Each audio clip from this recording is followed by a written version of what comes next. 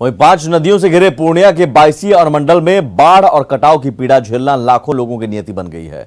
हालात यह है कि जहां एक और नदियों के कटाव के कारण दर्जनों घर हर साल नदी में समा जाते हैं, वहीं कई जमींदार तो नदी के कटाव के कारण आज भूमिहीन हो गए हैं। कई लोग तो दूसरे की जमीन में बसे हुए हैं। लोगों ने सरकार से इसके लिए कई बार गुहार लगाई, लेकिन कोई कार्रवाई नहीं की गई।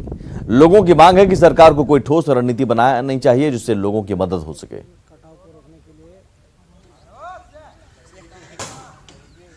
नदी में विलीन हो रही है और जिससे मतलब घट रहा है और आबादी बढ़ती जा रही है, जिससे ज़मीन में खेती हो रहा है, वहाँ जाके मजबूरी में लोग बस रहे हैं। अच्छा, ऐसा भी कहा जाता है कि जो पहले ज़मींदार थे वो आज भूमिहीन हो गए हैं इस नदी के कारण। हाँ, मेरे गांव में मिसाल है, एक अब्दुल खालिक नाम से वो सरकार जी का जब बहुत बड़े ज़मींदार थे, उनके लड़के लोग कुछ बायसी में हो गए और उनका एक जो बड़ा लड़का है बदरे आलम नाम से, वो तो बेचारा मतलब भूमिहीन लगभग हो गया है। लगातार 2 दिनों से हुई बारिश के कारण रक्सौल के प्रमुख डंकन अस्पताल में जलजमाव हो गया है। पूरे अस्पताल परिसर में करीब 2 से 3 फीट तक पानी फैला हुआ है। अस्पताल परिसर के निचले हिस्से की बुरी स्थिति है। मौके का जायजा लिया हमारे सहयोगी अशोक ने। हम हैं रक्सौल के डंकन हॉस्पिटल में, जहां देख सकते हैं आप पिछले 2 दिनों से लगातार हो रही बारिश के बाद यहां 2 फीट तक जल जमाव है। यहां तक कि सभी नीचे के जो वार्ड हैं सभी में जल जमा है। इस कारण लोगों को काफ़ी अभी परेशानी हो रही है। यहाँ के मुन्ना जी जो गार्ड हैं, क्या स्थिति है हॉस्पिटल की? अभी तो बारिश के लेके बुरा स्थिति है, पूरा पानी भरा हुआ है, ओपीडी बहुत दिक्कत है चलने में। कहाँ कहाँ पानी है? सभी ओपीडी में, सभी ऑफिस में पानी घुस गया है। तो मरीज कैसे हैं? मरीज लोग ठीक है, ऊपर वार्ड में शिफ्ट है और मेडिसिन चल रहा है। तो अभी जो यह स्थिति है यह जल जमाव की है, वर्षा से कारण पानी है। जहाँ तक बाढ़ की बात है, नेपाल से निकलने वाली लगभग आधा दर्जन पहाड़ी नदियाँ यहाँ से गुजरती है। नदी का जल स्तर और बढ़ता है तो रक्सौल और रक्सौल के आसपास की स्थिति और भयावह हो सकती है। अशोक कुमार, न्यूज़ 18, रक्सौल। चलिए आगे बढ़ते हैं। राज्यसभा के नवनिर्वाचित सदस्य आज सुबह 11 बजे सदन के चैम्बर में शपथ लेंगे। फिलहाल 61 में से 42 सांसद आज शपथ ग्रहण कार्यक्रम में आने के लिए मंजूरी दे चुके हैं। बीजेपी नेता ज्योतिरादित्य सिंधिया, झारखंड मुक्ति मोर्चा के अध्यक्ष शिबू सोरेन, पूर्व उपसभापति हरिवंश नारायण सिंह जैसे प्रमुख चेहरे 61 राज्यसभा सांसदों में शामिल हैं। यह पहला मौका होगा जब अंतर सत्र की अवधि में सदस्य सदन के चैम्बर में शपथ लेंगे, ताकि कोविड-19 के मद्देनजर सामाजिक दूरी के मानकों का भी पालन किया जा सके। शपथ ग्रहण आमतौर पर या तो सत्र के दौरान होता है या जब संसद सत्र नहीं होता है तब राज्यसभा के सभापति के चैम्बर में होता है। आपको बता दें कि राज्यसभा के लिए हाल के चुनाव में 20 राज्यों से 61 सदस्य निर्वाचित हुए हैं। प्रत्येक सदस्य को शपथ ग्रहण समारोह में अपने साथ केवल एक अतिथि को लाने की अनुमति है।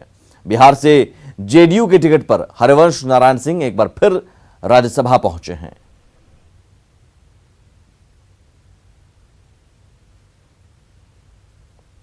बिहार के बहुचर्चित मुजफ्फरपुर शेल्टर होम मामले के दोषी ब्रजेश ठाकुर की याचिका पर दिल्ली हाईकोर्ट आज सुनवाई करेगा। दोषी ब्रजेश ठाकुर ने साकेत कोर्ट के फैसले को दिल्ली हाईकोर्ट में चुनौती दी है और जमानत की अर्जी लगाई है। साकेत कोर्ट ने ब्रजेश ठाकुर को उम्र कैद की सजा सुनाई है। अब दिल्ली हाईकोर्ट के जस्टिस विपिन सांघी और जस्टिस रजनीश भटनागर की बेंच इस मामले की सुनवाई करेगी। आपको बता दें कि दिल्ली की साकेत कोर्ट ने इसी साल जनवरी में ब्रजेश ठाकुर को यौन शोषण के मामले में दोषी करार देते हुए उम्र कैद की सजा सुनाई थी। इस मामले में कोर्ट ने 20 आरोपियों में से 19 को दोषी पाया था। ब्रजेश ठाकुर पर नाबालिग बच्चियों और युवतियों के यौन शोषण के आरोप थे।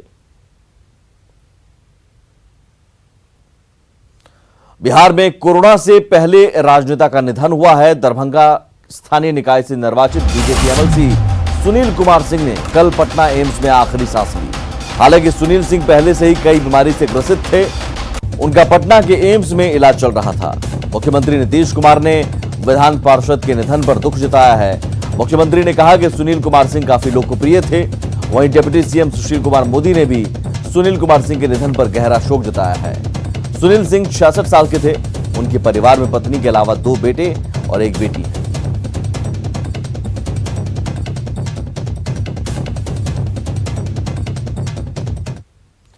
और इस बीच एनएमसीएच की एक और तस्वीर आपके सामने हम आपको दिखाने जा रहे हैं। एनएमसीएच वो जो कि कोविड-19 डेडिकेटेड अस्पताल बनाया गया है।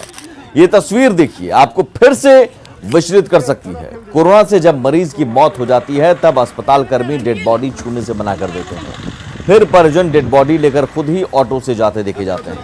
ऐसा करने से संक्रमण और बढ़ सकता है। अस्पताल की थोड़ी सी लापरवाही कई लोगों को भारी पड़ सकती है और ये हाल तब है जब लगातार इस तरह की लापरवाही की तस्वीरें हम दिखाते रहे हैं और इन तस्वीरों को दिखाने के बाद अधीक्षक तक बदले गए।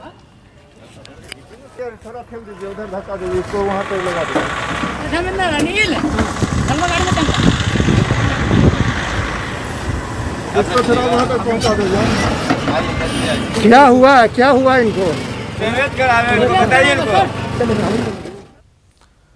और पटना के एनएमसीएच में कोरोना मरीजों की भयावह तस्वीर सामने आने के बाद बिहार सरकार ने एनएमसीएच पटना के अधीक्षक निर्मल कुमार सिन्हा का तबादला कर दिया है।